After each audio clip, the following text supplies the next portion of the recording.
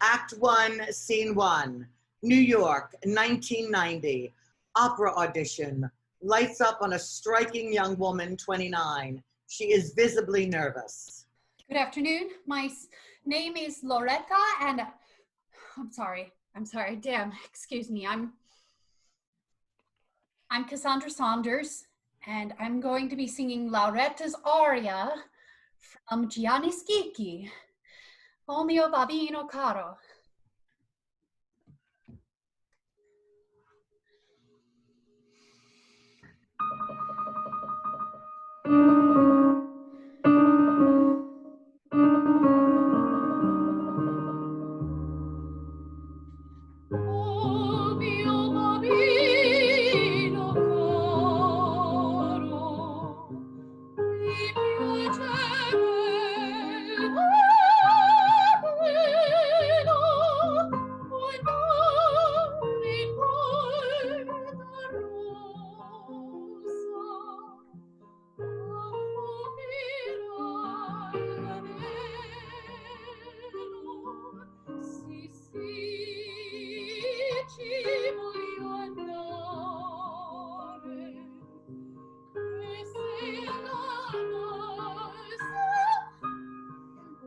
Excuse me, I'm sorry.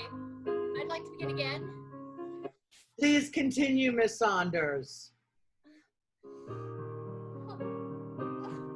I can't. I'm sorry. I just can't. I forget everything. It's impossible.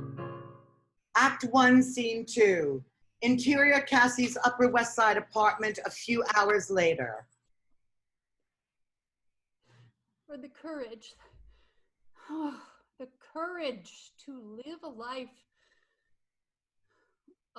less ordinary. A life. Buzzer rings. Who could that be? A lynch mob? Dante's Inferno. Faith here! Hurry, I'm on the clock. Hail a friendly face after my stage farewell. After what? Aren't you covering at the Met tonight? You have a career to look after. As do you. I do. Oh, certainly. Oh, get off your pity pot, babe. Is that what this is? Naturally. I'm so relieved. I thought we were talking about my wipeout at the audition. Oh, it's one bad audition. Move past it. We all do. Maybe it's just too late for me, Faith. Too late? My age? Honey, you're 29. You're not dead yet. Just old for an unproven vocal talent. That's the secret sauce, talent. My talent? You have it, girl. But you have to let everyone else know it. Own it. But is talent enough? Oh, of course not. Encouraging, thanks. Oh, what? You want a career or a shoulder? Oh, a career. I want a career. Then commit to it. Commit? Yes, commit to forgiving yourself. Forgiving? Yes. Forgive yourself that your family was nuts, that you didn't start early enough, and accept your strengths and your flaws. Keep moving forward towards your goal. How could you understand? You're already successful. Hey, I've walked the walk. Now it's your turn, girlfriend. There's no magic beans. Buzzer rings. Eric's early. How's Tally? Is he still seducing everyone? Yes, and he's moving into film actresses now. Eric is your man. It's just the Tally is like, Cyanide? No, the road less taken. That's Tally. Oh, that's a dead end. Just leave it be, Cass. Tally? We were expecting Eric. Tally We crossed. came to see our little star. Faith, you got here first. First, I just heard the news. news. This is too bizarre, even for you, Tally. Yes, about the audition. I wanted to support Cassie. Sport?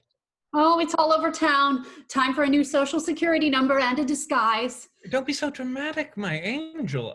Dramatic, I'm distraught. You have to acclimate yourself for success. I don't have time for this. I'm covering Donna Anna. Remember, Cassie, commitment and courage. Leave her alone, Faust. She has enough on her plate. Yes, I've noticed. Better run along. Don Giovanni has an early curtain. I'll call you in the morning, Cass. You will move past this. Remember, coraggio! Thanks, Faith. I won't forget. So, is the buzz really that bad? Bad? It's stupendous. That bad? Oh, just exit stage left and leave me to die alone. I have a better celebration planned. It's long overdue. I can't do this now. You'll get better with practice. That's all I do. Practice, work, lessons, then I practice again. You have to learn how to handle the good stuff. This is the good stuff? More like a skull and crossbones. Good. Use that. You will need the passion for the competition. Which competition? The one with my demons? The Morelli, my angel. What else is there now? The Morelli is for great singers, Tally. Singers on the rise. Your star is ascending as we speak. Basta così. How are your girlfriends? We need to get on the same page. That's easy. It's the last one. It reads, the end. I'm with Eric now. He's my best friend and, surprise, my lover. Not the lover of every singer in the world like you. Damn it, Cass, I've changed.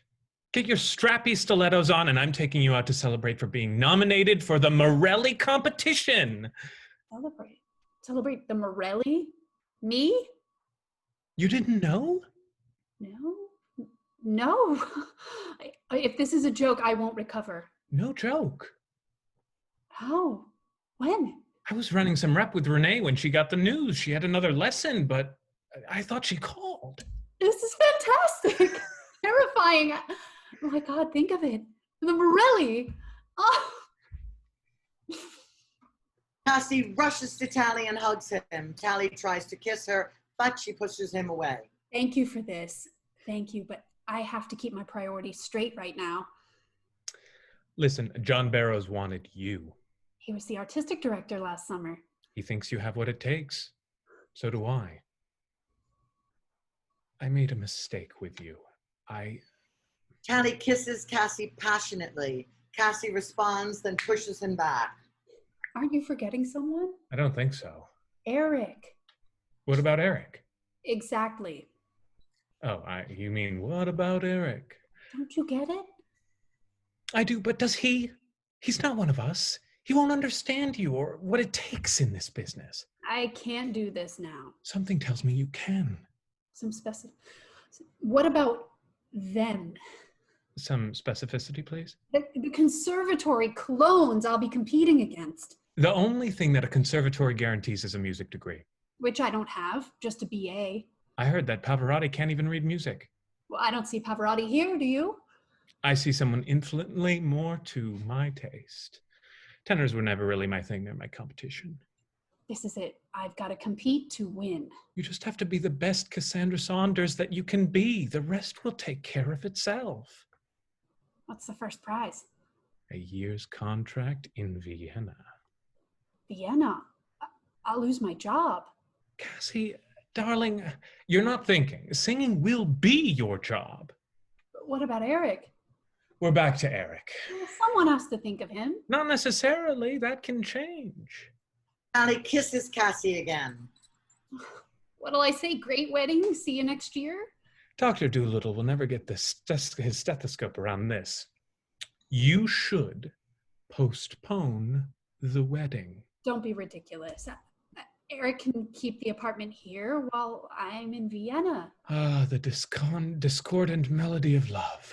And why can't love be practical? Because then it's never as exciting. Love needs to take risks. His career is risk enough. Thank you. That's what your career needs. Risks. And you? Are you a risk? Maybe. Probably. Too early to tell. Phone rings. Hey, Mom. No, everything's fine. Yes, we're still engaged. Will you just listen for a sec? I've been nominated to compete in the Morelli competition. Morelli, it's huge. Yes, another competition. This is the voice of successful parenting. Hello? Are you speaking to me, Cassie? Cassandra? Mom, yes, I'm here. Another audition? Wasn't the last that's one enough? Aren't you forgetting, Eric? What about the wedding? Don't screw this up, Cassie. You're not getting any younger. I've been supportive. Didn't I pay for lessons with that Gladys volunteer when you were 15? That was Gloria Volante. Are you on that new cell phone again? The connection is criminal. Don't forget, you're meeting Eric's parents in 2 days. 2 days! Get your priorities straight. There you have it. Fear and negativity. Children have to be carefully taught. So do lovers. Hey, Mom, I have to go. Tally's here. Yes, I'm safe. No, he didn't ruin my life. Tally takes the phone from Cassie and caresses her face. Miss Saunders, this is Tally. Yes, Cassie is fine. This is great news. Don't you want your daughter to be happy, Mrs. Saunders? I meant the audition, not the wedding. Yeah, yes, naturally. Of course. Yeah, I'll see you at the wedding, if I'm in town. Yes. God bless you, too. You're lucky you escaped with your sanity. Oh, she said to call you when I've gone. Cassie is rummaging through a massive collection of CDs. She chooses a selection. We hear Puccini's Un bel di vedremo. Cassie listens, tearing up. Tally checks with his answering service. He pumps a triumphant fist. Yes! I got Pinkerton at La Scala. Think of it. You'll be in Vienna and I'll be in Milan. You're famous, haven't you heard? Oh, I'd give my firstborn for her high notes. I'm promised as Faith's sperm donor, but I'd like to be much more active with you. Darling, don't be so modest. You're everyone's sperm donor. You have everyone. Except the one that I want. That's because you can't have her now. Listen, I'm starving. Finally, your appetites match mine. I'm talking about dinner. So am I, and appetizers and desserts. Cassie goes through takeout menus. Tally, be good. Now, what's your pleasure? Helping you find yours. And what makes you think I haven't found my pleasure? Male intuition. Men don't have intuition, just appetites. You've been hanging with the wrong man. Oh, that's what I've been trying to tell you. You were the wrong man. I thought I was taking you out. I can't. I'm expecting Eric. Him again. He's ruining my night. Cassie dials. Hello?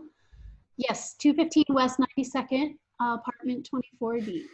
I'd like a Cobb salad, dressing on the side, Diet Coke, and just a sec. Tally, what are you in for? Apparently a lonely night. You? Never. I'll take the cheeseburger, rare with fries. Eric's a growing boy, you know. Aren't we all? Yes, the card on file. Thanks. Cassie walks to Tally and takes his hand. Seriously, do you think I'm up to this? Finally, some progress. I mean the Morelli. You're ready for this, Cass. Winners take their chances. You can't afford distractions right now. Just get up there and sing from your joy. You're ready when you decide that you are. I'm still scared. That's good. Corelli threw up before he went on stage. He had a terror of high notes. Pavarotti got blowjobs. We all handled fear differently, but I like Pavarotti's choice. Listen, seriously, we're all scared, baby. Maybe it's better not to know. To know? If I'm good enough. You can't go there. And if you do, you'll never have any peace. Imagine not knowing. Always thinking, what if? Horrible. You see? Yes, I do, but what if... Buzzer rings. Can you get that? I'll get the dishes. Yes.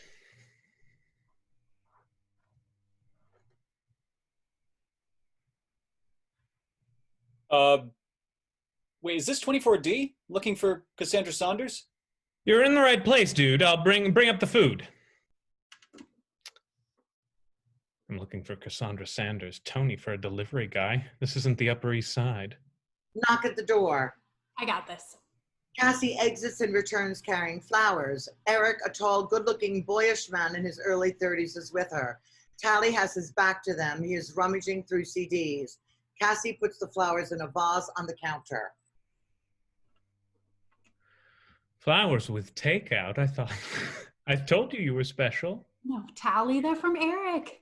Eric, this is Tally, a singer friend. Tally, Eric. Eric extends his hand in greeting. Tally pats him on the back. Finally! Eric. Excuse me? It's just that I wasn't expecting you all night. That long? I'm sorry, darling. You know how crazy the animal hospital is. My last patient was a pit bull. I'm so happy you're here. Cassie throws her arms around Eric, but he is a little stiff. He kisses her cheek. And thanks to Tally, I have the most incredible news. News? Nothing bad, I hope.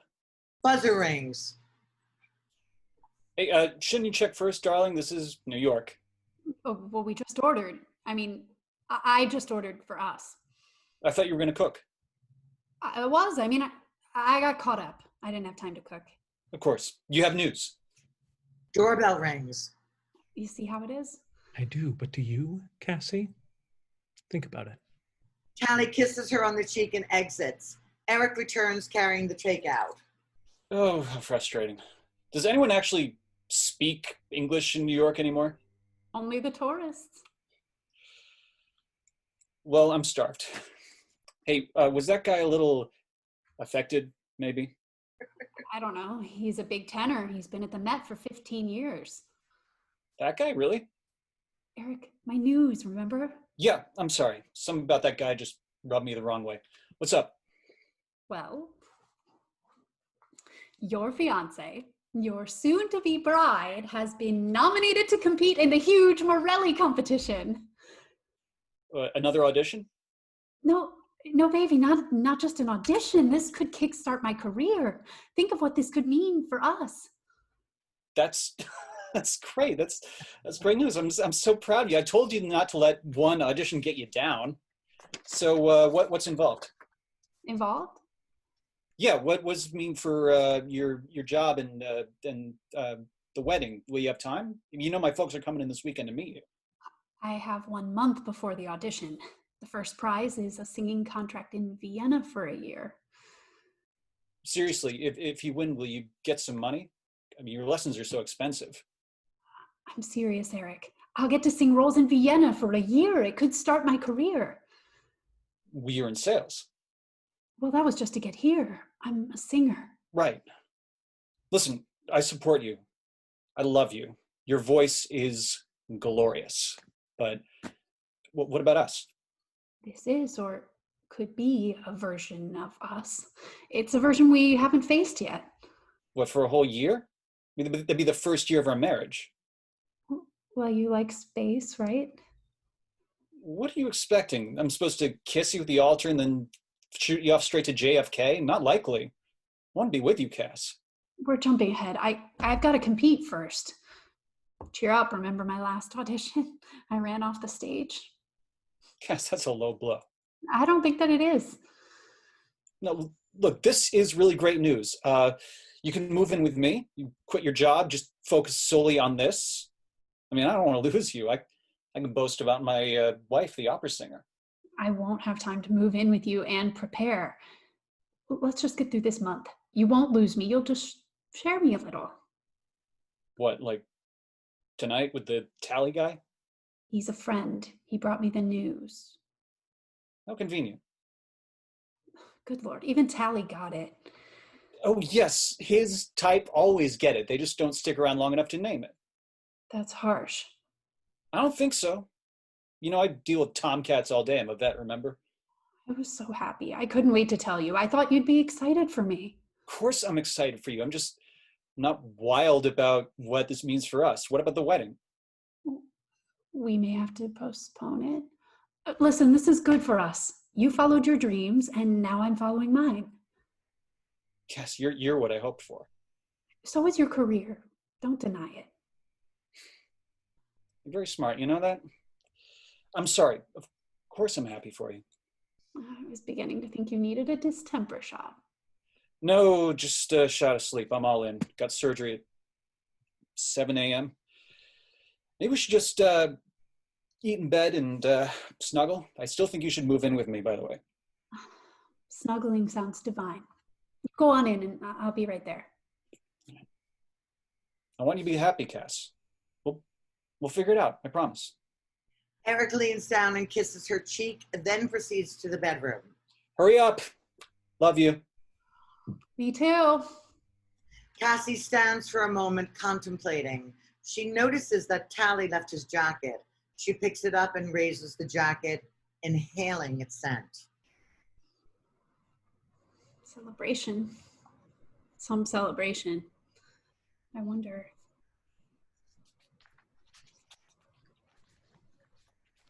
You coming on?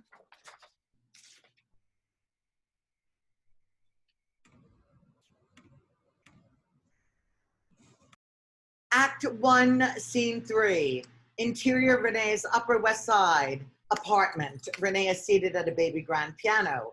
Renee is a large, striking woman in her late 40s, early 50s.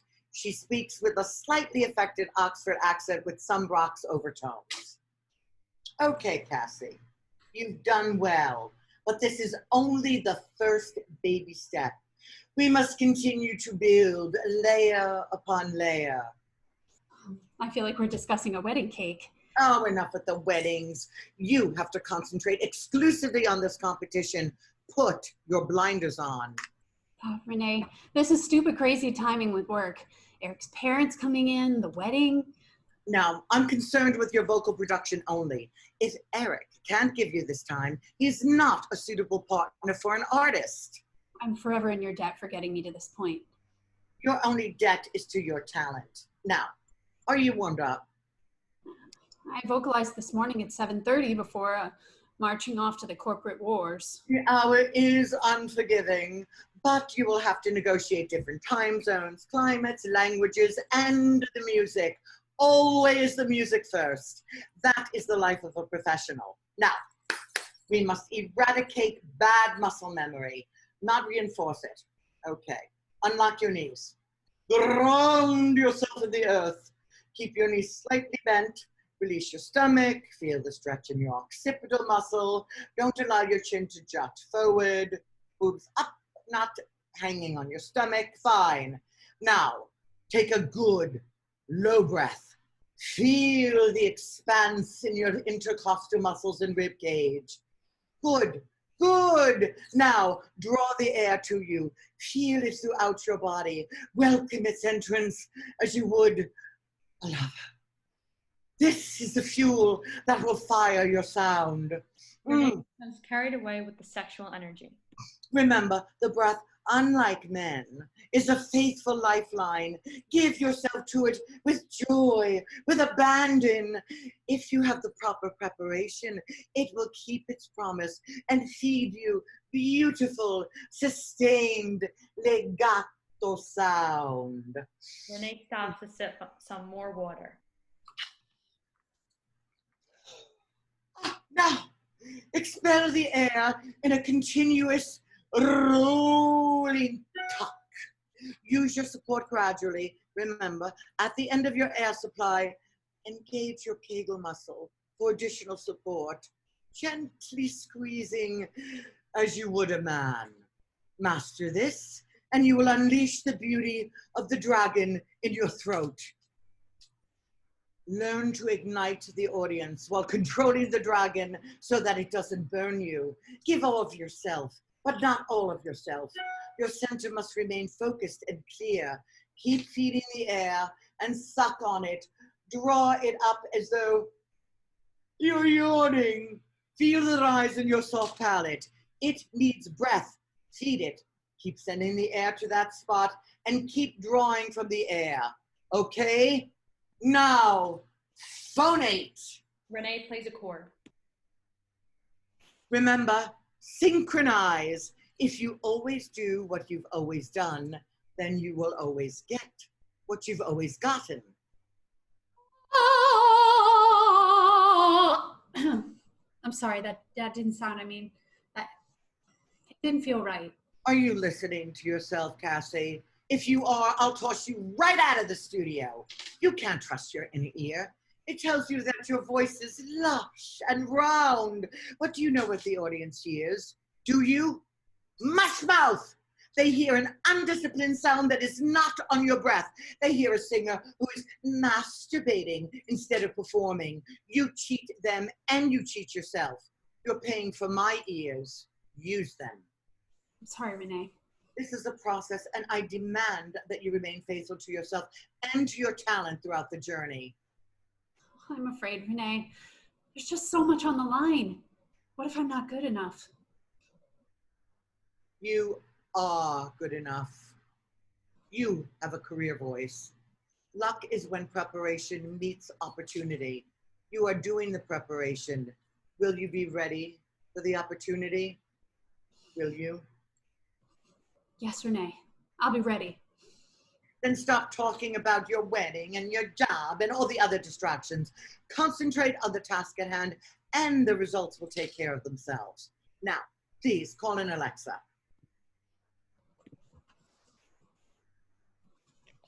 You must have a piece of chocolate after your lesson. Divine. Rosa bought it from Germany. Not now, it produces mucus. Good. Now, what will you be singing for me? Ahifus from The Magic Flute. Dazzle me. Are we starting from the recite or the aria? The aria, please. Okay, I will give you 2 measures.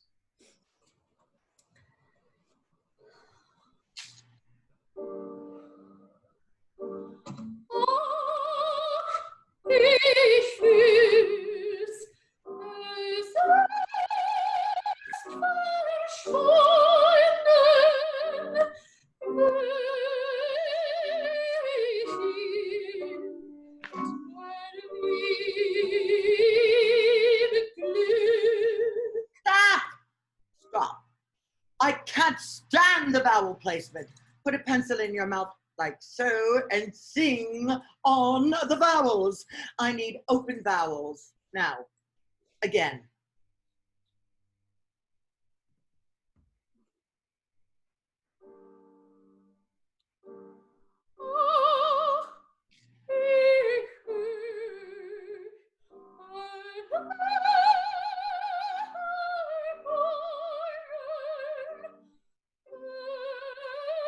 Good, good. Send the air to the same place. Keep the vowels pure and the space constant. Now, sing that much again without the pencil. Use the words.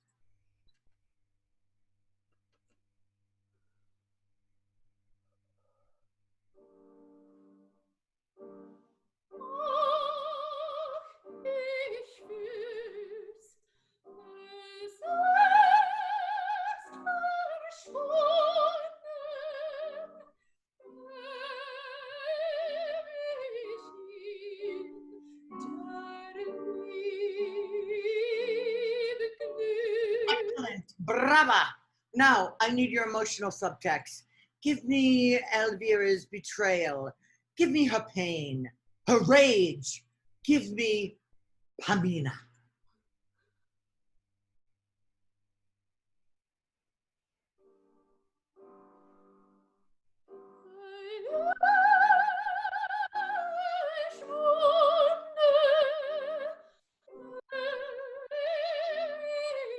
I need more betrayal in her voice. Her lover has jilted her. Pick one point in the room and focus. Concentrate. You are Pamina. Her despair is yours. Think of how you felt when Tally left you.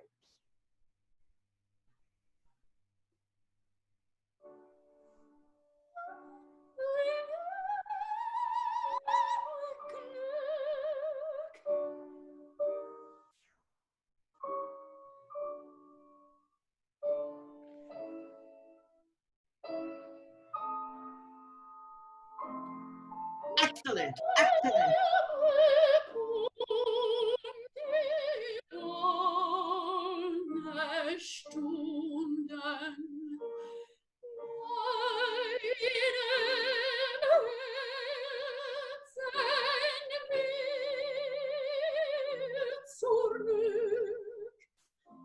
That is the gift. That is your truth. The audience will always respond to the truth. Do all this and you will be a great singer. You may even be immortal. Oh, I feel like I'm flying. There's only this feeling, nothing more, only the singing. Start at this point at your next lesson.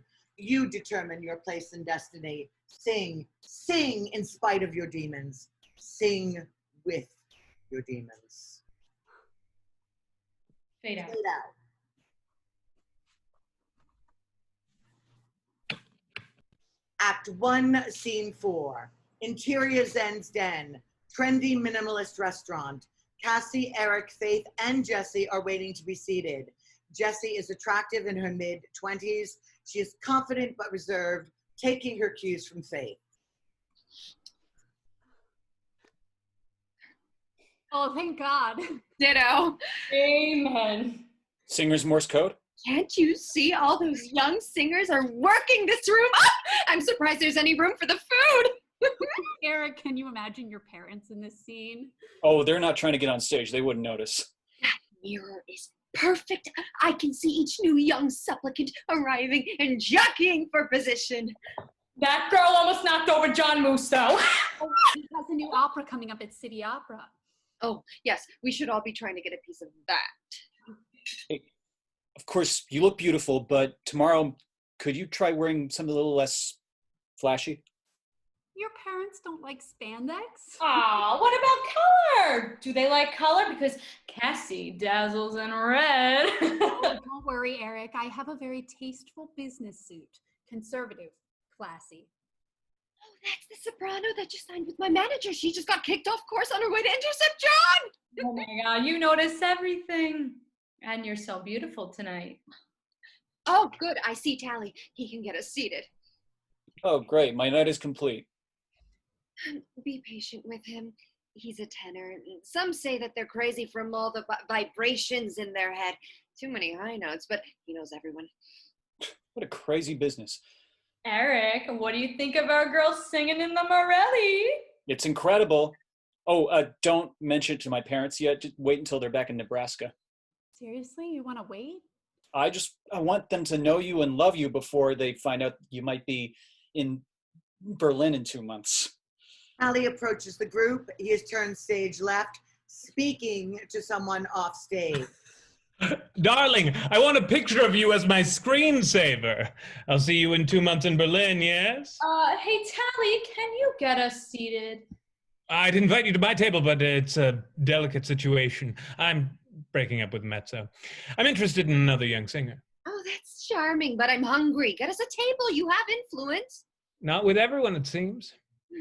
I'll see what I can do about the table. Relax. Enjoy the vivid networking. Oh, speaking of ferocious, Mimi Taylor just swept in. She almost kissed that bonsai trying to make her entrance.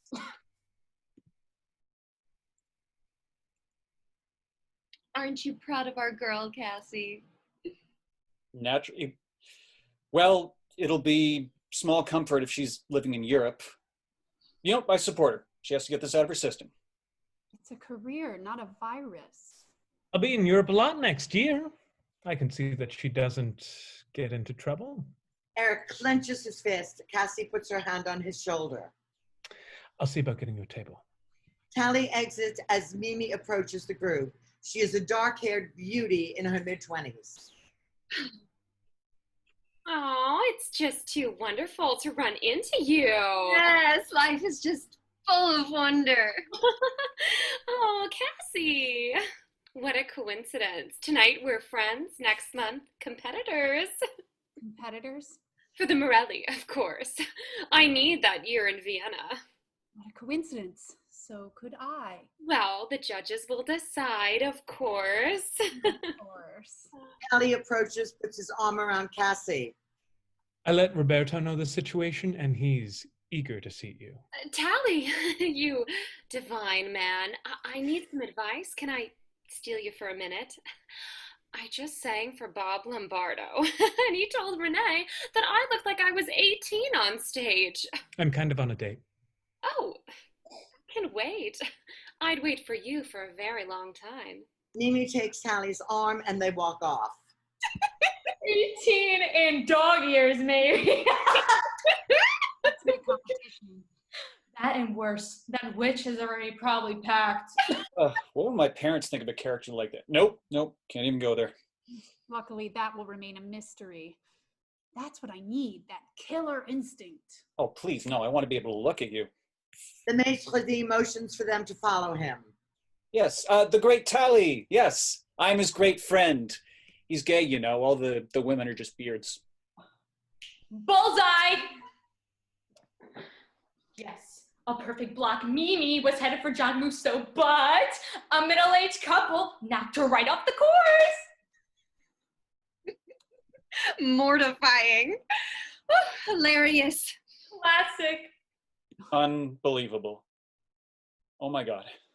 Relax, it's only Mimi. I don't give a damn about Mimi. Those are my parents. They're here now?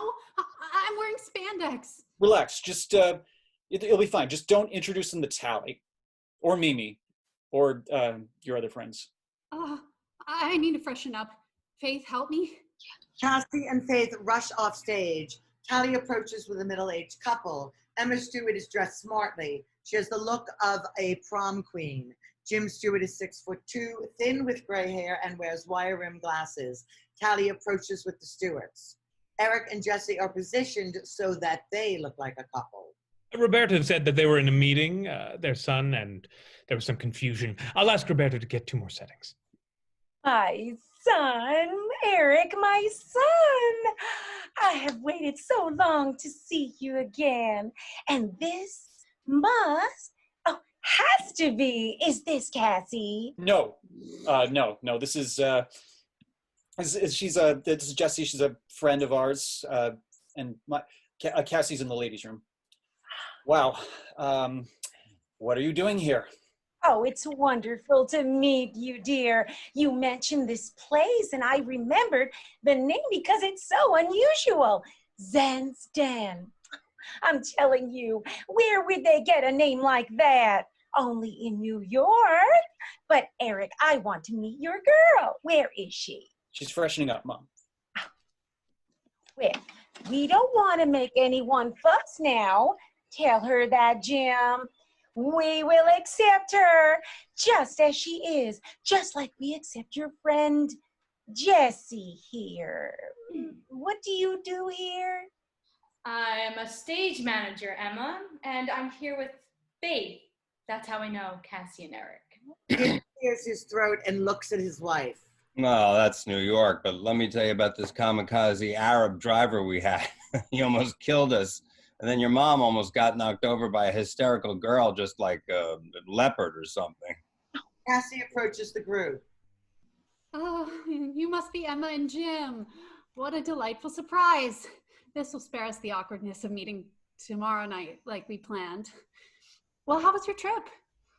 Faith is waiting at the bar. I think she's over the whole networking scene and wants to get some air. Cool to meet you. I know that you'll have great times with Eric and Cassie. Jessie, it's been a revelation meeting you.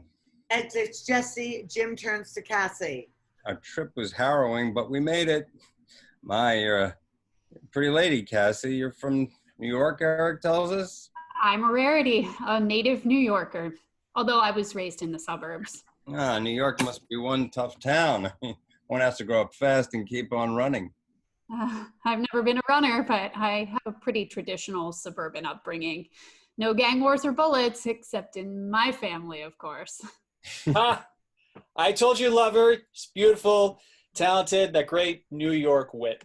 Cassie, dear, I hope you don't mind that we surprised you. No, I was surprised, certainly. I know this restaurant can get a little crazy. Tally approaches the table with a bottle of red wine and a bottle of scotch. Things didn't go well at my table, so I come bearing libations. I want to see how my friends were doing. Oh, no. Oh, my sweet Lord. There's that leopard girl again. She's heading right toward us. Oh, that's just Mimi working the crowd. We haven't been introduced yet. My name is Tally. No, we don't want the check. We just got to this crowded table. Nothing zen about it, is there, son? No, my name is Tally, as in Tallahassee. Oh, is that old or new? Well, I've been using it my whole life, so about 40 years. No, I meant Old or New Testament. Not nearly that long. My father was doing Giovanni with the Miami Opera when he met my mother. I was conceived during that run. Ooh, that is a story with biblical overtones. Mimi rushes to the table. There's that leopard girl again. Yeah, Mom, she's with us. I mean, we know her. Is there anyone in this restaurant who is not with you? Oh, you should just hear Jeffrey. He's raving about my audition. You know, the one that you blew, Cassie. He loves my tone, my interpretation. Mimi looks closely at Emma and Jim. Oh, and who are these two cultured people? Have we met? Yes. You almost ran me down before. Oh, really? Well, I'm better than I thought. These are Emma and Jim Stewart. They're huge donors for the Met. Well, it's an honor to meet you. I will be living abroad next year, but I know that I will be singing at the Met soon. We need culture donors like you. Mimi, I will be living abroad, and I will have some sauerkraut in your honor. Who's living abroad now? It's a musical term. Oh, I get it. You've decided on a place to honeymoon. But we do want to have the reception in Nebraska so you can meet all of our friends. No. The first prize is a one-year fest in Vienna. Didn't the Met Board tell you? I'm confused. Abroad board? Wait, what is the Met Board? Mimi, we were just having a little fun. These are my parents, Emma and Jim Stewart. Oh, and they're on the Metropolitan Board. Oh, Cassie, you're a quiet one. Now I get it. No, we're visiting our son and fiancée here. We're from Nebraska. Nebraska. Does Nebraska have an opera company? Oh, there's Carl Lewis. Oh, Carl! Mimi rushes off waving.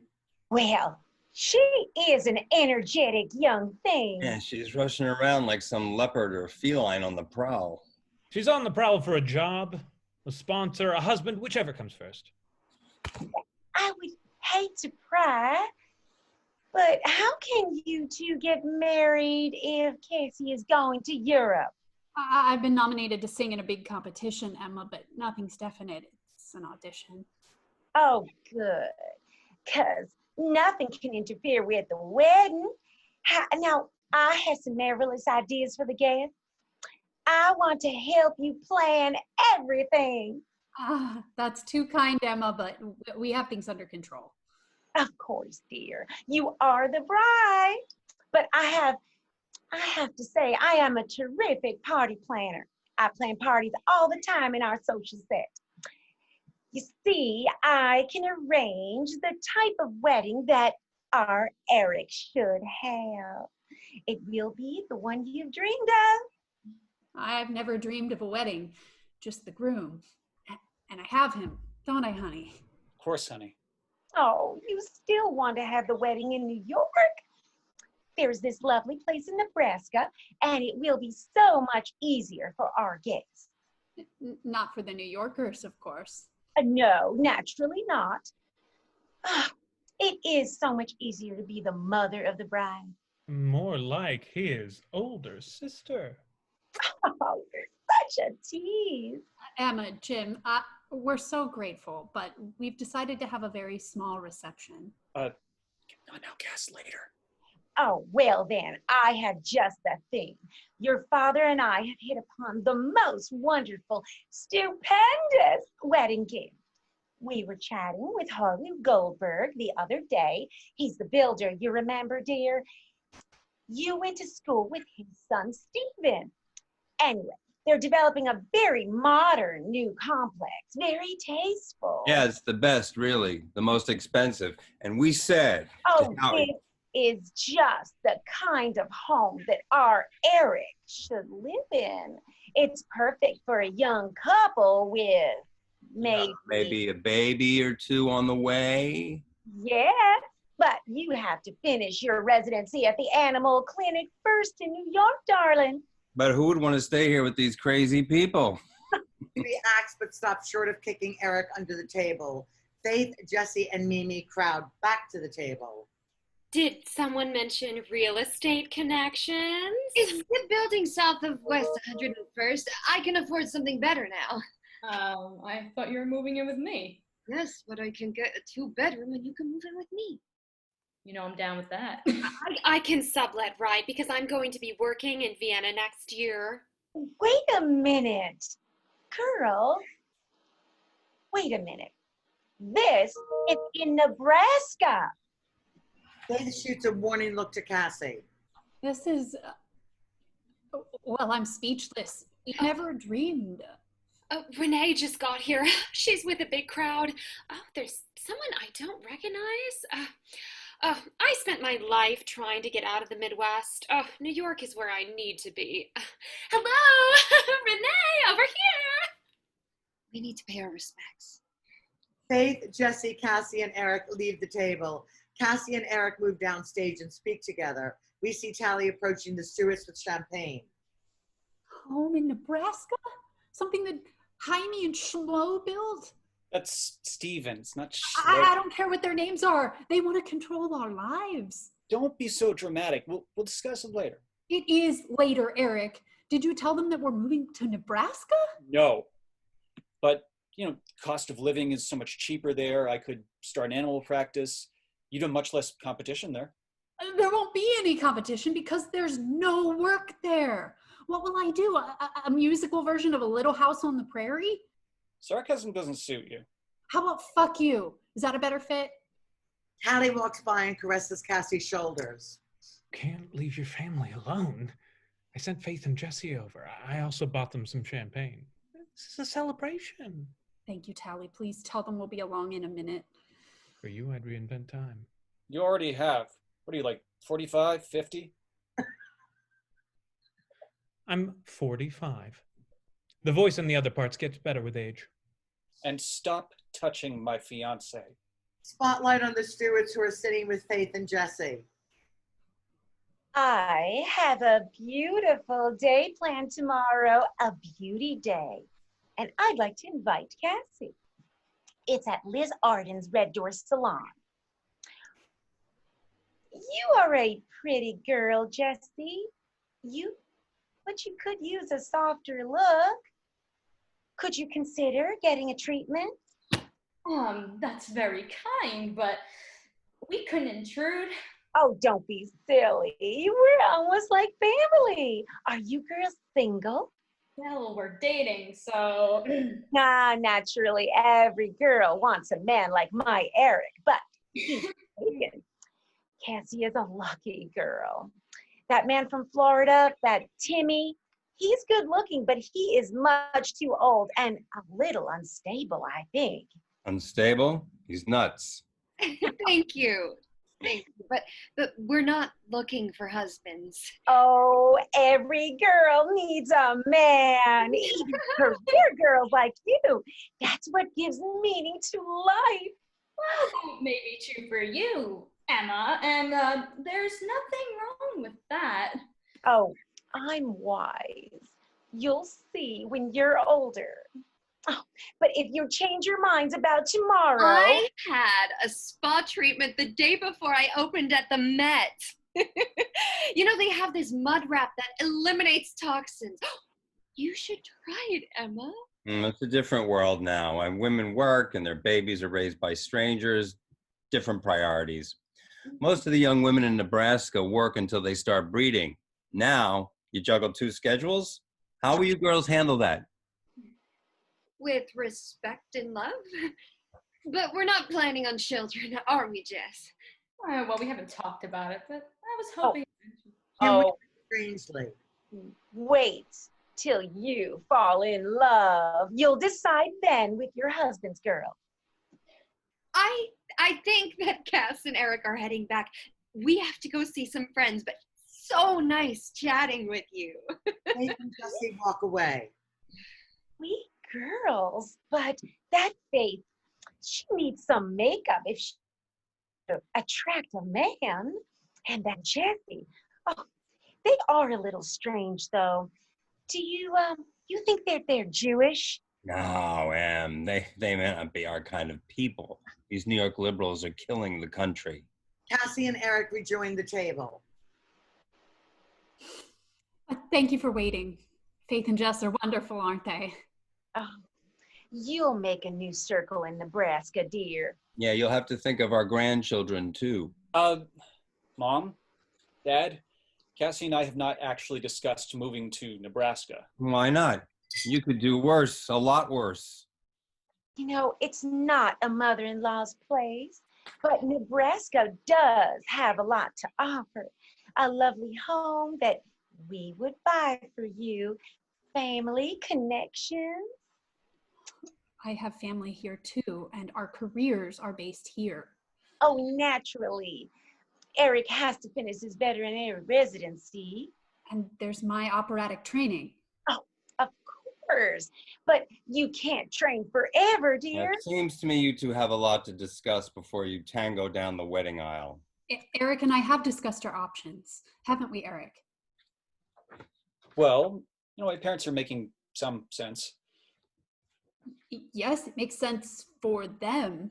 Just think of it. We wouldn't be cramped in a little one bedroom. No, we'll be cramped in tiny lives instead. Will you excuse me? I have to freshen up. He's a handful, that one. Are you sure you know what you're doing? Of course I do. I love her. You are just experiencing some culture shock. You know, love is fine in the beginning, son. You will need steady values and common goals to weather the marital storms. Dad, will you calm down? This is just like the kind of shit you'd pull when I say I want to be a vet instead of a lawyer or an MD. Listen, you entitled little shit. You got supported through all this, didn't you, smartass, at the likes of Duke University and then NYU? Is this what you do to repay us? I can tell you one thing. I demand that my grandchildren have the benefit of a good Christian upbringing and home. Dad, you're an atheist. No matter. What will our social circle think? Not acceptable, I tell you. Not acceptable. Jim, calm down. You are making a scene. Calm down. Cassie approaches the table. Listen to me, damn it. I put up with all of your crap. This I won't accept. I won't. Can't be done. Am I interrupting something? Dad's just a little tired from the trip. Your father is worried about how you'll raise the children. Will you provide a good Christian home? Shouldn't we get married first? Leave it to chance and they'll end up queer, like your two gal pals. Life has to be taken seriously, planned seriously. We're all tired. I think the night should end here. Tomorrow's another day. Emma, Jim, I think you've brought an incredible man into the world, and I thank you for that. Cassie, we need some time to discuss this. I need to get them back to their hotel. Can you get home okay? I'll call you later. Of course, I agree. You should spend some time together. Don't worry, dear. Jim will get used to this. He is not as stubborn as he seems. We hear the following as Eric, Emma, and Jim exit. Did you see how that Jessie was looking at me? And I carried on about inviting them to the spa. I just hope that I didn't give those girls any ideas. What a night. What a day. Faith and Jessie join Cassie. What a wipeout. This is the blackest night. Jim just went nuts. They're crazy. Eric is so not like them. Or is he? They may not be your kind of people, Cass. Can you believe that Eric, that he didn't own his shit? Right? He fucking left with them? What happened? Him tonight. What happened? The Beverly Hillbillies left in a hurry. It's like they've been exposed to radiation or something. Come on, look at Mimi. She just got knocked over by a taller soprano. This is a gift. You can despair or laugh about it. I'm not laughing.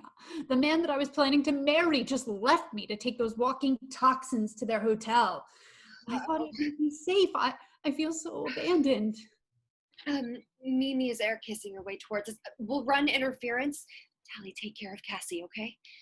Faith and Jesse distract Mimi, pointing upstage right, and escort her off stage. Oh, I could use some of Mimi's diva attitude.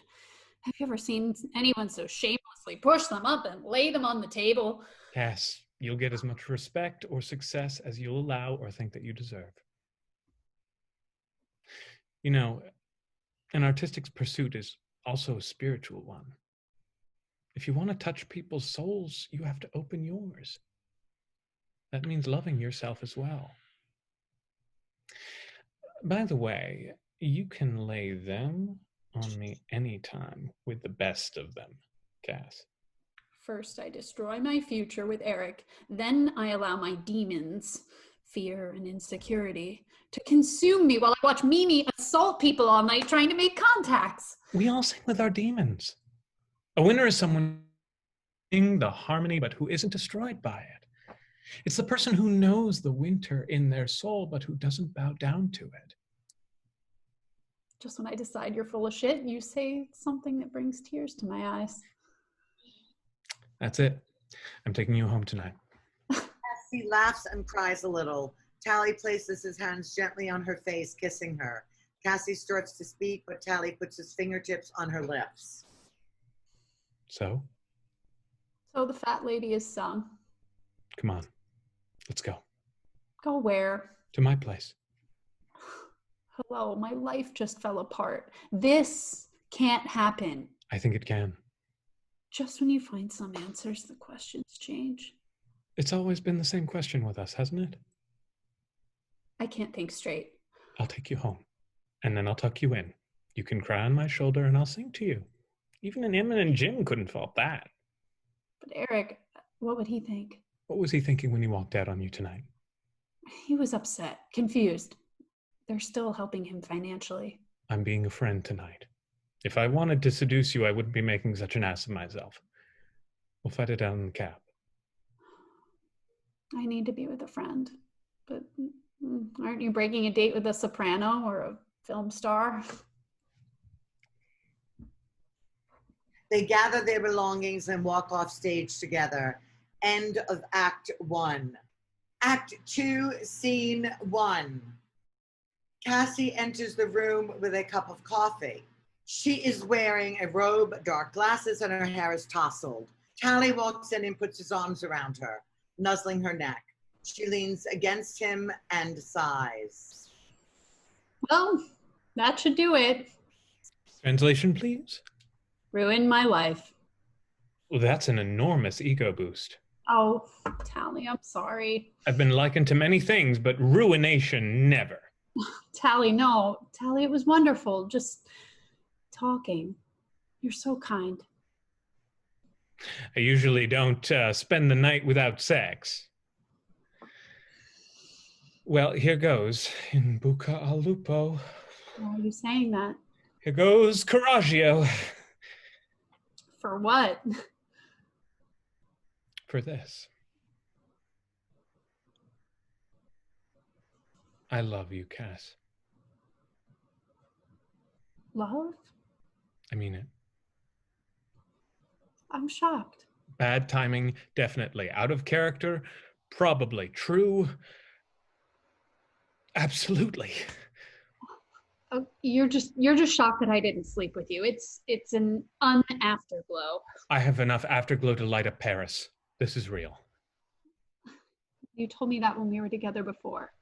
And then the brigade of female singers and actresses distracted you. Cass, you're unlike any other girl. You're you. It's not fair. I know. I mean, Eric, our plans, I love him, but I don't know who he is after meeting those two horrors. We're good together.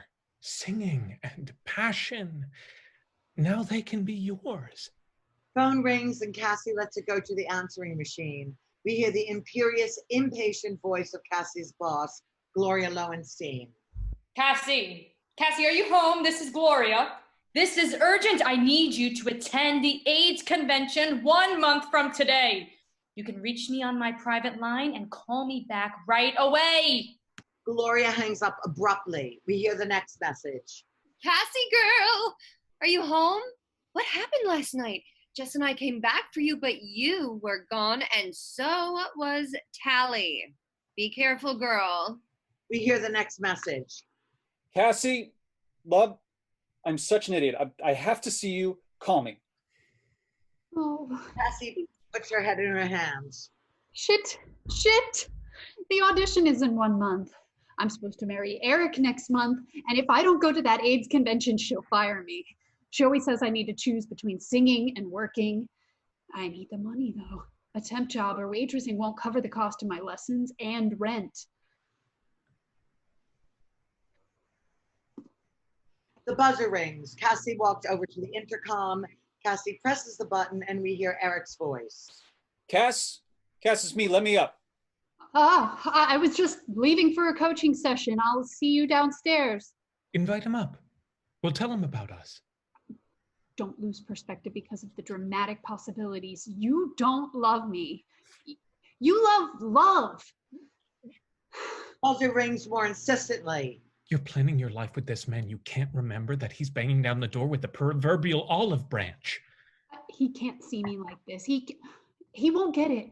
Neither did I. Well, funny. Can you go into the bathroom? Just once. Just this once. Just for you. He goes into the bathroom and Cassie opens the door. Eric enters and embraces her. Cassie, darling, I'm so sorry for my parents, for everything. Can you forgive them? Can you forgive me? Tally comes out of the bathroom, fully dressed. He is standing behind Eric. What did you expect after walking out last night? Eric disengages from Cassie. What the hell is he doing here? He was here with your fiancée last night while she cried. Where were you, farm boy, tucking in the sheep? You know, if you weren't so old, I would punch your face so hard you'd have to pick it up on the east side, Timmy.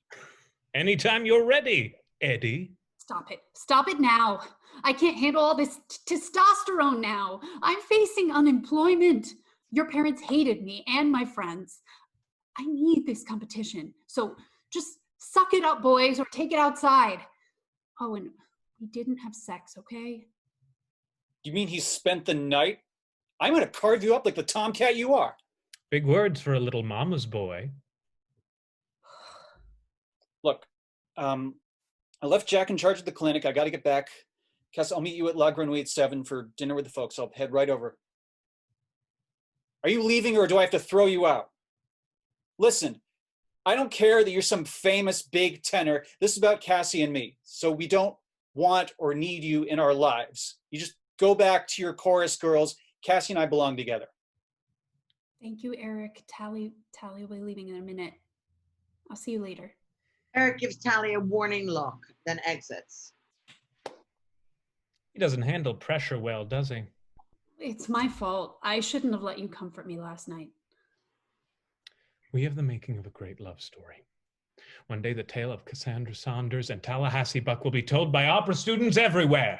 Tally, you've had many love affairs and 3 marriages. I've Who's made some talking bad about it choices. now?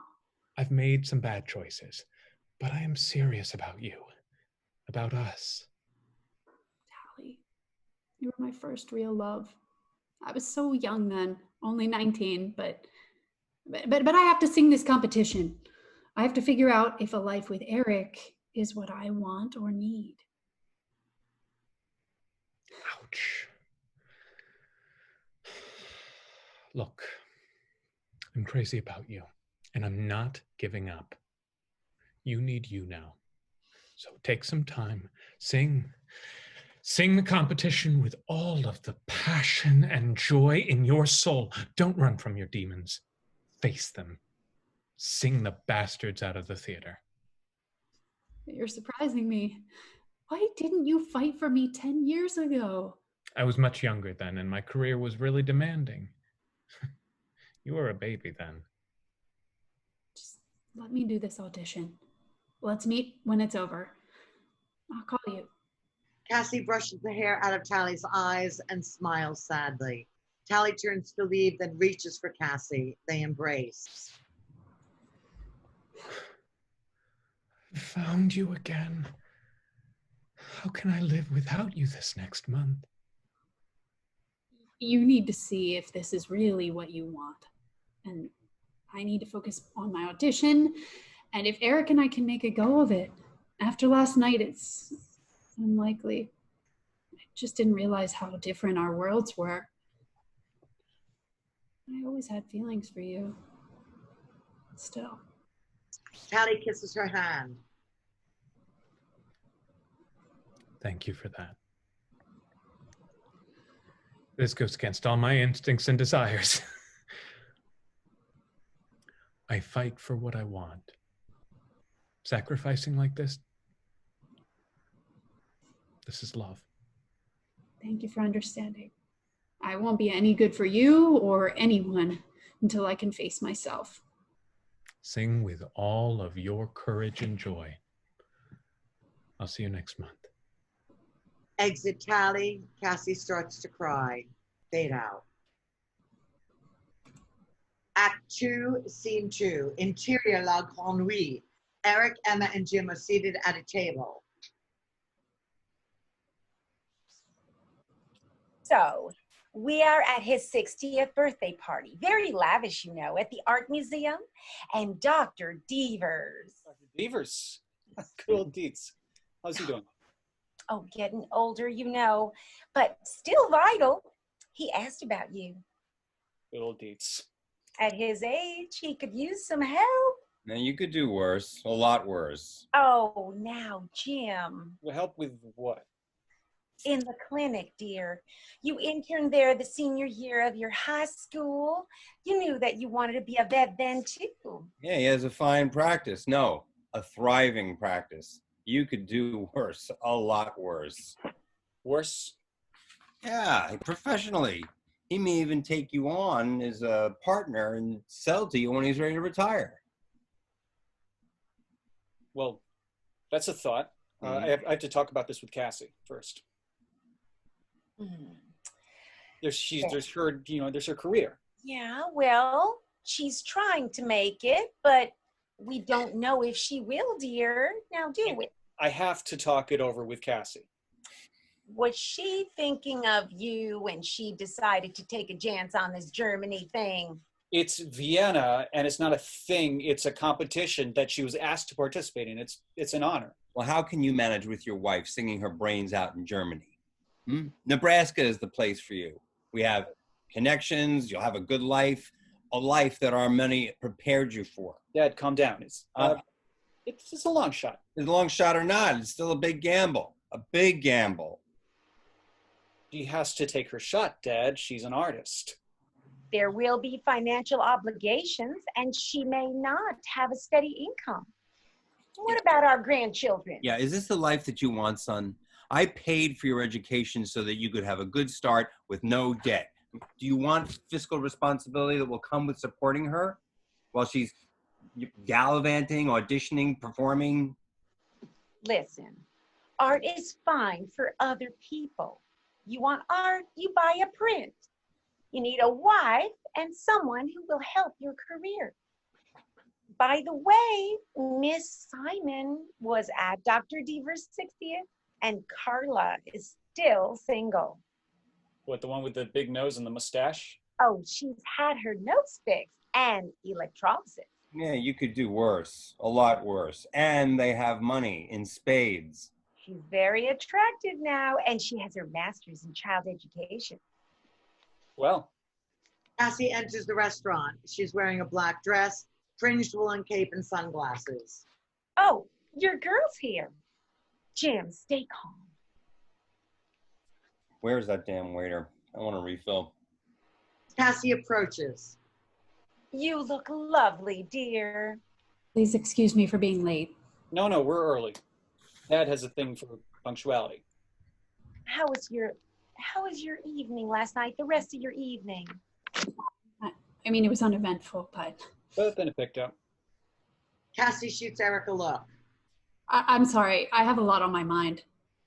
Okay, did something else happen after I left with that? I lost my job. How do you lose a job? Did you misplace it? I had to quit.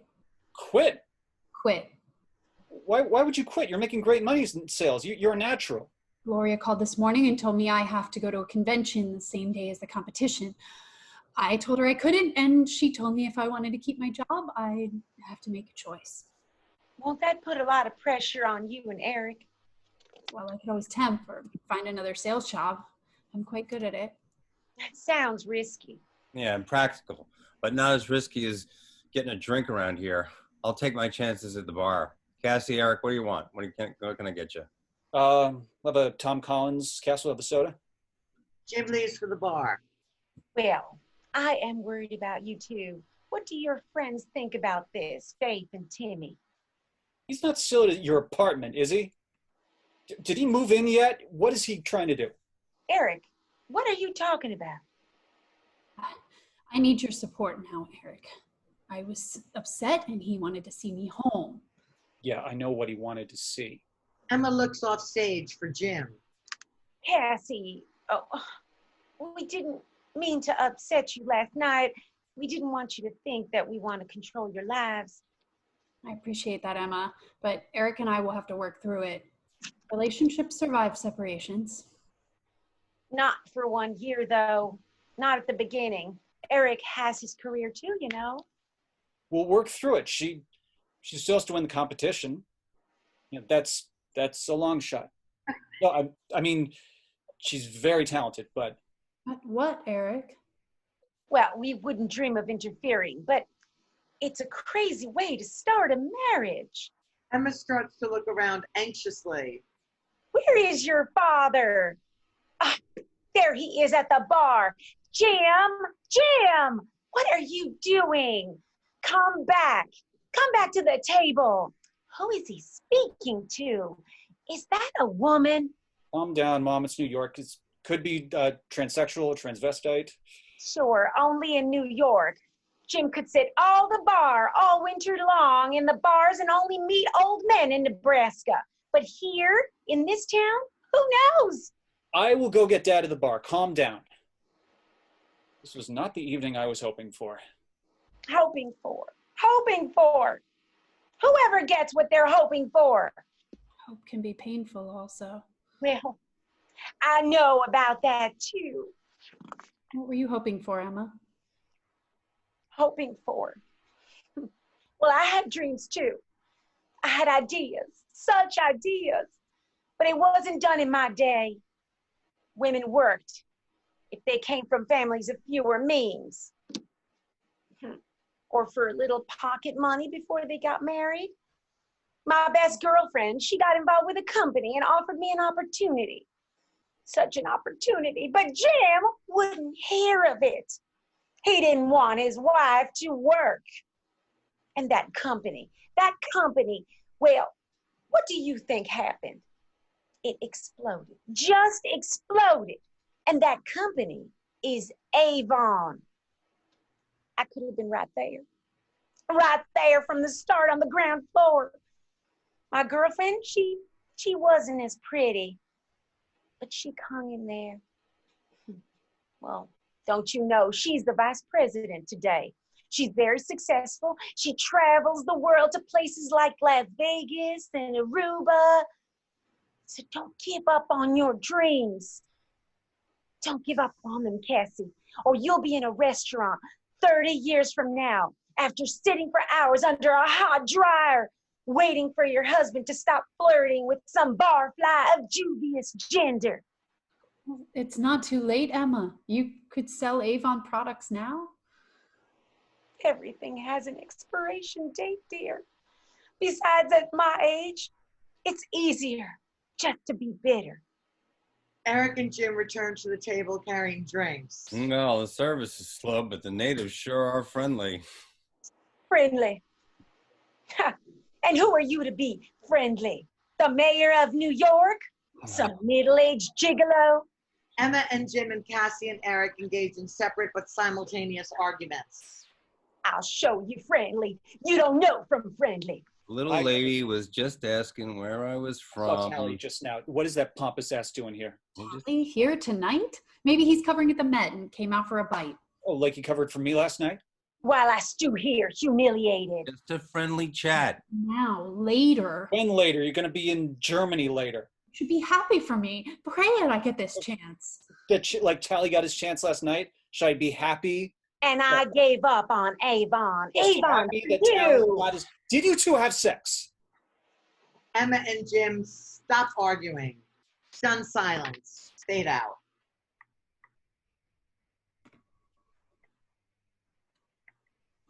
Act 2, Scene 3. Later that evening, interior Cassie's Upper West Side apartment. So, what are we looking at? Fight? Counseling? Maybe I should just kill that smug, prancing bastard. I'm sorry, but you have to take responsibility too. It wasn't the best move to leave me alone last night. I don't know. I had to calm my dad down. He was, he's still paying a lot of my bills. Residents don't make that much.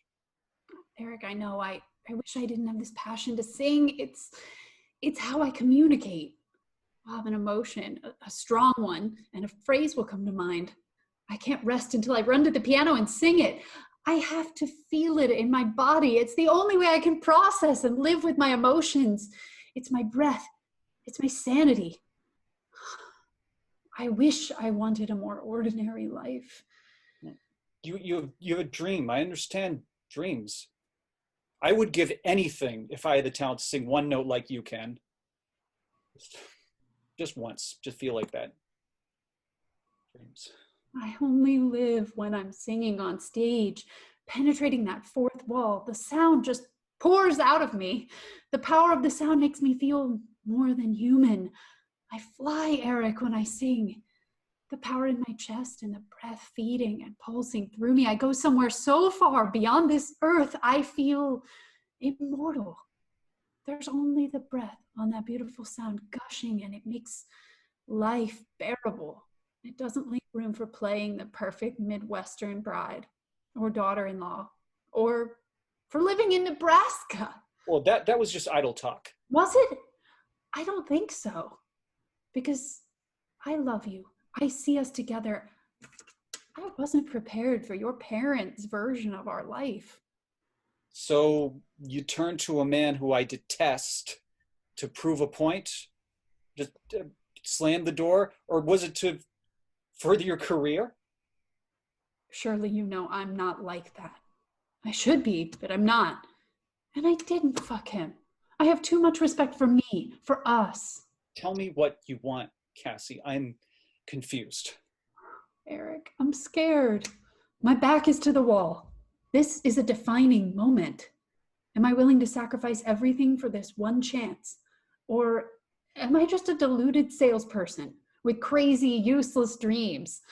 I'll never know if I don't take this shot. And now I'm out of work. I have enough to deal with this, just getting through this month.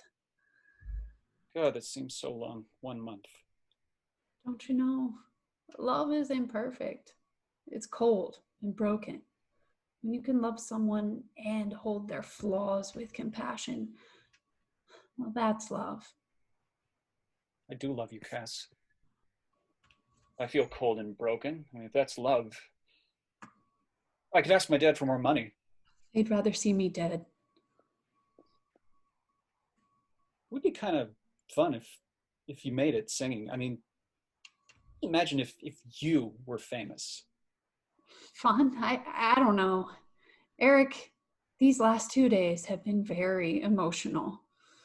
I need this month to focus. I have to train like an athlete and go into this competition at the height of my form.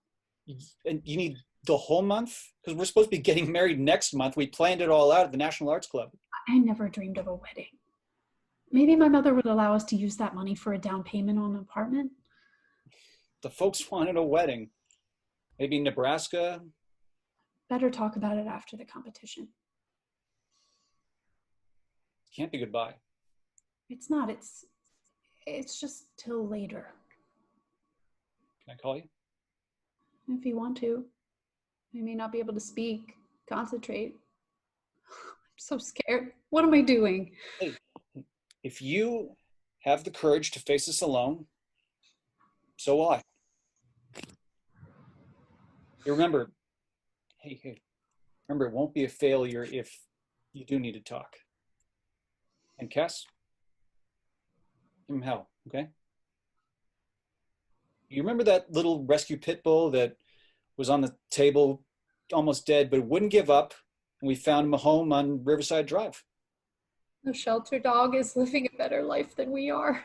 Not better, just different. Eric, thank you. In Boca Lupo. Eric leaves, Cassie cries. Fade out. Act 2, Scene 4. Interior Tally's apartment. Bright moon coming through the window. Mimi knocks at Tally's apartment door. I was restless. I need some advice. Restless? Advice? Ask Renee. What about your coaches? Oh, you're such a big, strong, handsome tenor. You're the one living the career. It's your input that I need. Mimi appeals to Tally, rubbing her body against his, nibbling his ear. I was hoping you'd make an introduction to Joan Donerman. She'd be the ideal coach for the Morelli. Joan doesn't coach singers outside the Met. She's a busy girl. So am I. Or I'd like to be anyway. Can I have a hug? Mimi hugs Tally and starts to unzip his pants. Mimi kisses Tally. You have a beautiful mouth. Not just for singing. You know, we could have sex right now and I wouldn't have to introduce you to Joan or anyone. You're not that man, Tally. I know the man that you are, and I can handle it. Mimi strokes Tally's chest. It's time to put childish things aside. Tally breaks away and holds Mimi's wrists in his hand. What forms a character like yours? It's more than ambition. It's almost manic. Don't you like this? Seductively motioning to her body and unbuttoning his shirt. You have to believe in your talent more than that. Didn't your mother or your sisters or anyone teach you that? Mimi is jarred and becomes defensive. My mother isn't well, and my sister is dead. I'm sorry, but this is no way to honor them. Honor? You want honor in this world. Let me tell you, cancer is not honorable. Mimi, I'm sorry. Are you sick? No, I'm the healthy one. My sister, Lori, she was sick. She was a nurse, so she read the diagnosis, lymphoma. She went to the medical library and she was dead 1 year later, as predicted. When did this happen? 7 years ago. She didn't even say goodbye. Lots of people don't say goodbye. Sometimes it's too painful to leave the ones that we really love. I was just starting at the conservatory. It was the summer before I started. She had been in remission. There were 25 forms of lymphoma, and she had the most deadly. They called her the flying angel at the nursing unit. She was filled with sarcasm and mirth, and everyone loved her. And I wasn't supposed to live without her, but I had to go on. Afterwards, I'd look into strangers' eyes on the crowded streets, waiting for recognition, but no one knew me because she was gone. My mother never came out of it. She became forgetful. She'd link each day to some new memory of Lori, and she gradually faded. She began to confuse me with Lori. Early onset dementia was the diagnosis. I was alone. Did you get help? See a therapist? Music is my therapy. It's the way that I live and process my emotions. I have to make it. There's only that choice. I have to be safe again, and only music will give me that. I'm not going to make this about sex. My emotions are with someone else, and I'm not going to avail myself of what you're offering. You need time to heal. I need to sing. I need a career that will take me away from all of this. Have you eaten? Let me buy you dinner. You'll be okay. We'd be great together. I'm going the distance. Forget Cassie, she's weak. I'm the woman for you. I've been making choices about women for years, usually bad ones. I've changed. I know what I need now. Come on, let's get you some food, and then we can talk. They move towards the door. Exit.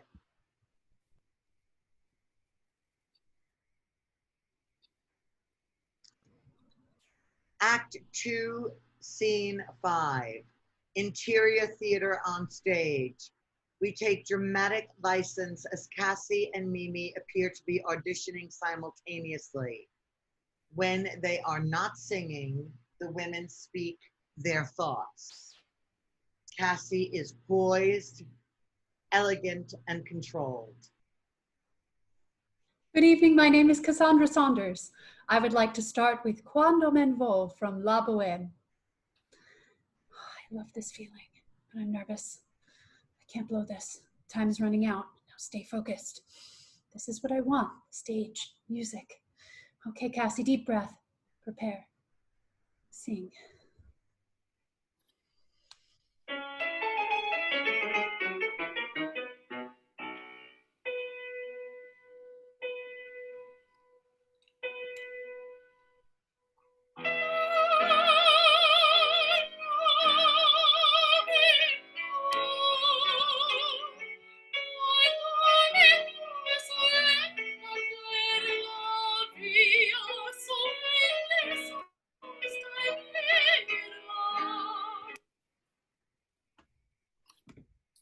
Good evening, ladies and gentlemen. My name is Mimi Taylor, and I'd like to begin with Quando Men Vo from La Boheme. Mimi speaks her thoughts.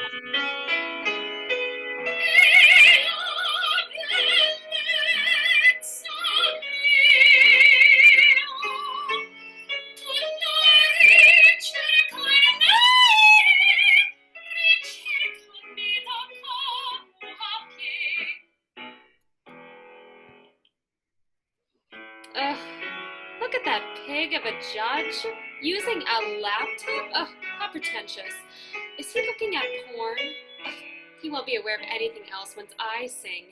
Remember, the stage is your battlefield. Ugh, the least that pig can do is watch and listen.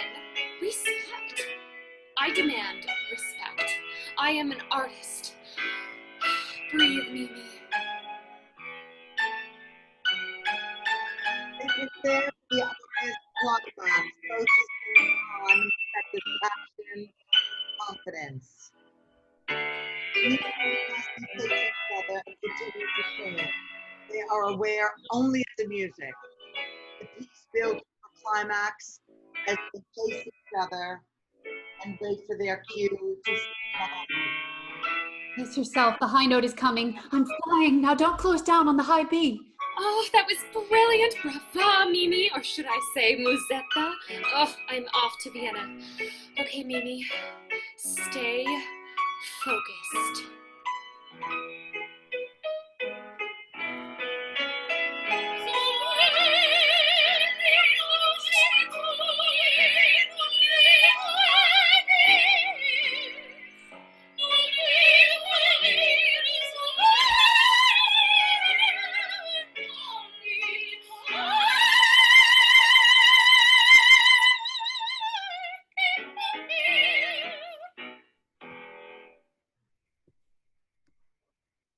Brava, Cassie. It could have been better, but it was solid good. Now stay in character, exit with grace.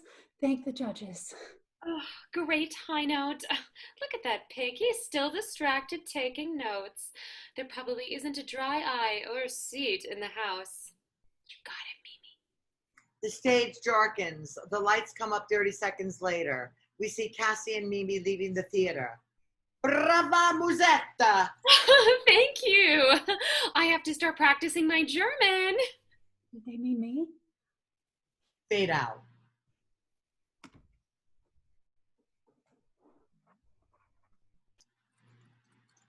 Act 2, Scene 5. Interior Cassie's apartment. Buzzer rings. Cassie presses it, then listens to her answering machine.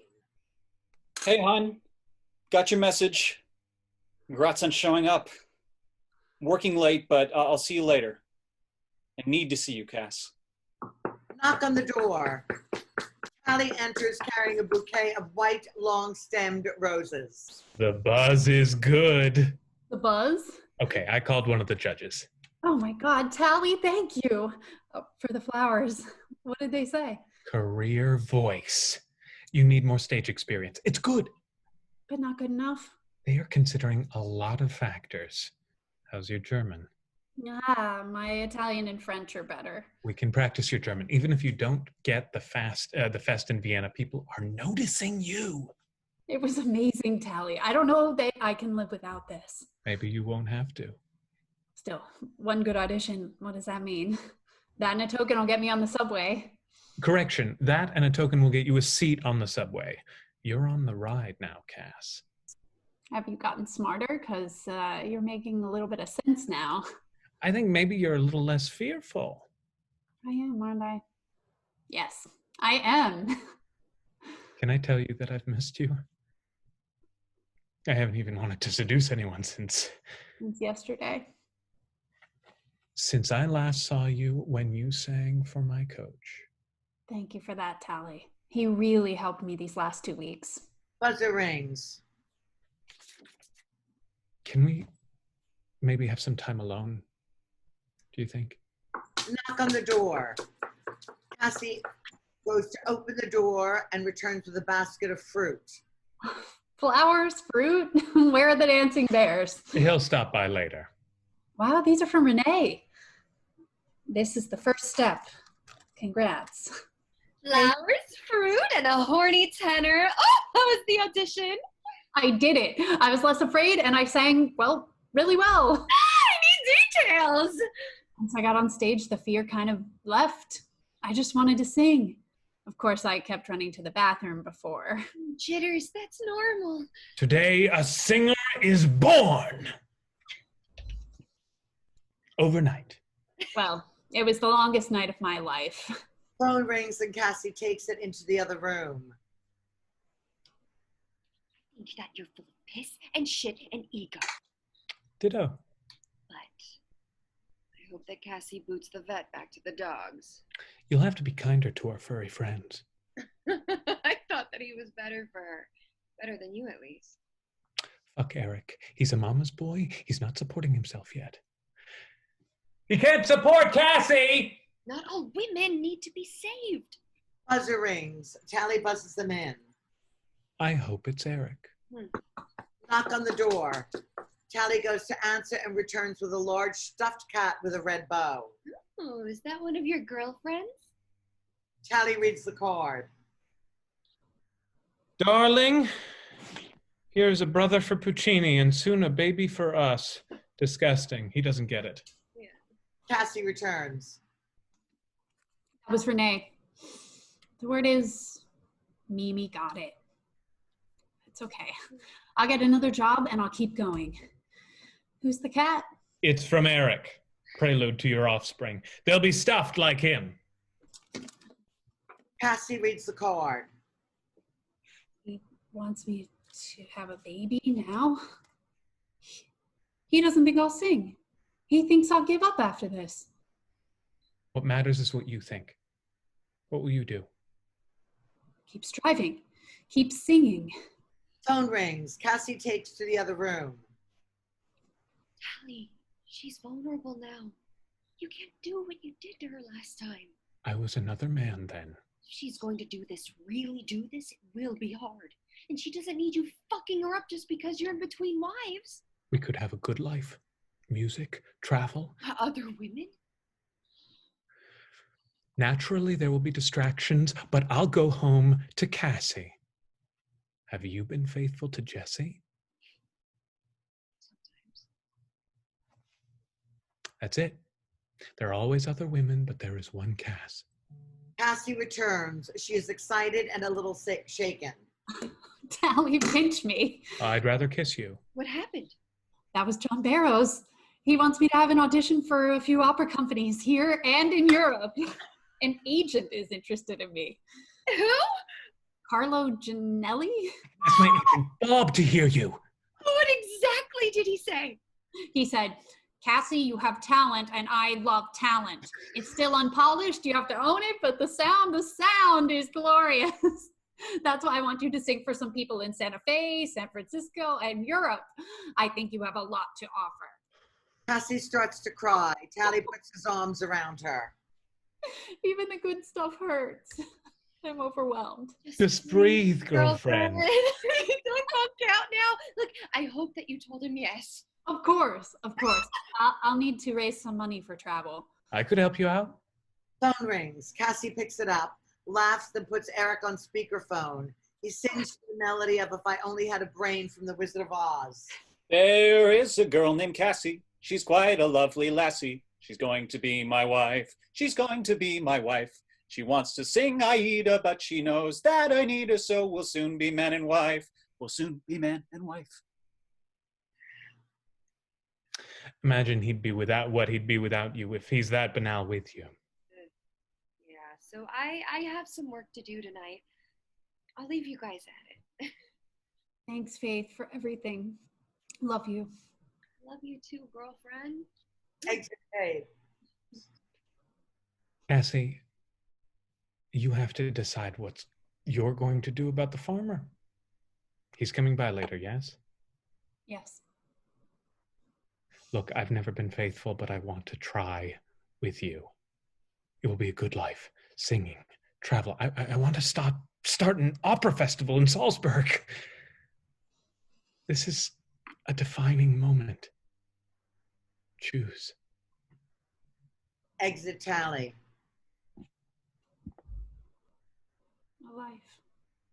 A life less ordinary. Come on, Cass, I know you. This is about you. It's not about Eric or Tally. Sure, I know you love them. Eric, for how fresh he is. You can start a new life with him. You can grow together. Tally is a force. He was your first love. You love them, but you can't use them as distractions. This is about you. Who are you in the world? Because you will have to live with the consequences. One day sooner than you want, you'll have to face an older woman in the mirror. You'll have to be able to defend your choices. You know that you are a singer. In your soul, you know. What can you offer anyone if you're not yourself? Eric wants to set up a practice in Nebraska and live a life like Emma and Jim. Safe, stable, boring. Tally wants you, but there will always be other women. Look at him. Listen to his music. Women will never leave him alone. Maybe you need stability in Eric. You may just need to break toxic emotional chains and grow. End of scene. Act 2, Scene 6. Later that evening, interior Cassie's apartment. Eric and Cassie are seated on her couch. Eric pops a bottle of champagne and pours into 2 glasses. Cassie, I have missed you. I have really missed you. And I'm so proud you sang that audition. So now I guess we can, I'm hoping We're hoping. that we can start planning the rest of our lives. Do we even want the same things?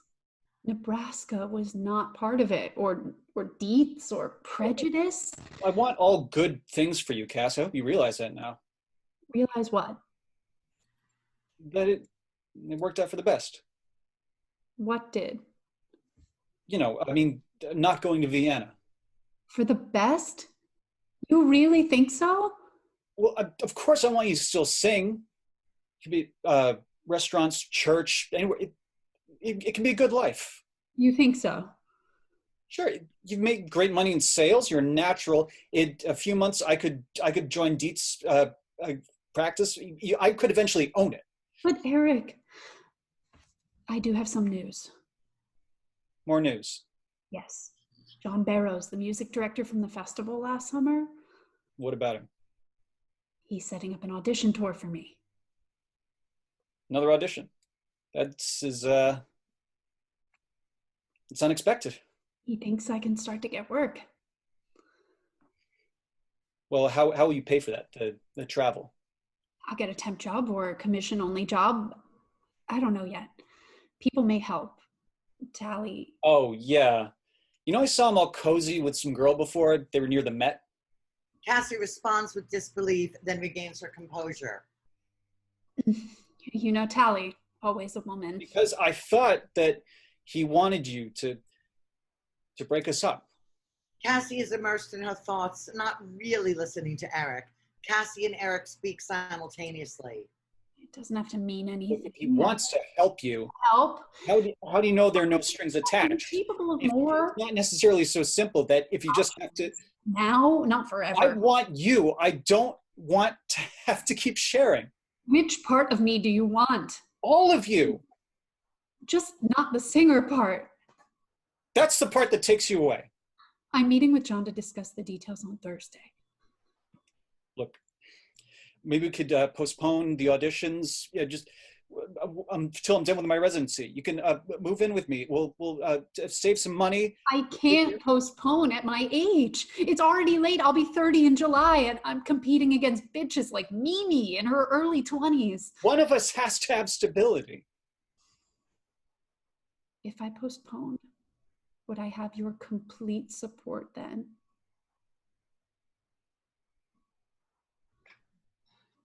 I don't know. I could try. It's just, I realize now that, look, money's important to me. It would be different if you'd already made it. Cassie reacts like she'd been sucker punched. Well, that's it then. Eric rubs her shoulders. All right, let's have some private time and just eat. No, Eric, it's over. Us. I realize that now. We just need to make accommodations, a little compromise. You spend $800 a month on lessons. It is an expensive proposition. I'm not a proposition. I'm a woman. Let's say goodbye for now.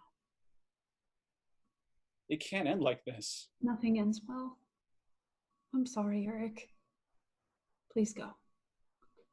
Eric kisses her cheek, moves to the door, turns to say something, then leaves. Cassie shakes and cries. The pain is unbearable. Fade out.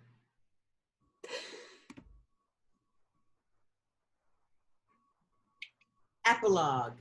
Interior Cassie's apartment. Cassie and Tally. You didn't answer your phone or the buzzer. It's over. We haven't even started. It's Eric. Now we can celebrate. Oh, I've been waiting. Literally, I haven't been with anyone this past month. Weren't you with someone last night? Because I want something real this time. I don't know. Let me think. Yes, there was a singer outside the Met. We had a drink. Listen, I've peppered a considerable consensual female population with my seed. Yes, I'm older, but that's not it. I've matured. Now, a great set of breasts and legs won't make me change my plans for the night. I want something real this time. You've worked on yourself, and you know how to face challenges when to walk away. That takes strength. Courage is when you're afraid, but you make the hard choice and face the challenges anyway. I've managed to stay really connected to you this past month without telling you what to do because I knew that you had to find your own answers. And you know what I found? That I could make the hard decisions. Exactly. No one gets a blueprint, but each artist builds a sacred place called a cathedral. We build it because we have to, not because the parishioners are coming, but we hope that they will. We're building a space filled with beauty and truth where we can worship the God of music because this calling is reverent in its way. I'm humbled by music after all these years. So are you. It's not a commodity to you, it's your soul. I get that. If that's not a reason to be together, I don't know what is. And if you've forgotten, I love you. I was a dumbass 10 years ago, but I never stopped loving you. You've been emotionally available. You've been an anchor. You weren't intrusive, but you were always popping up. I don't want to overwhelm you, but I did want you to feel like I was there if you needed me. You had to decide that Eric wasn't your man, and you had to leave your job and sing the audition.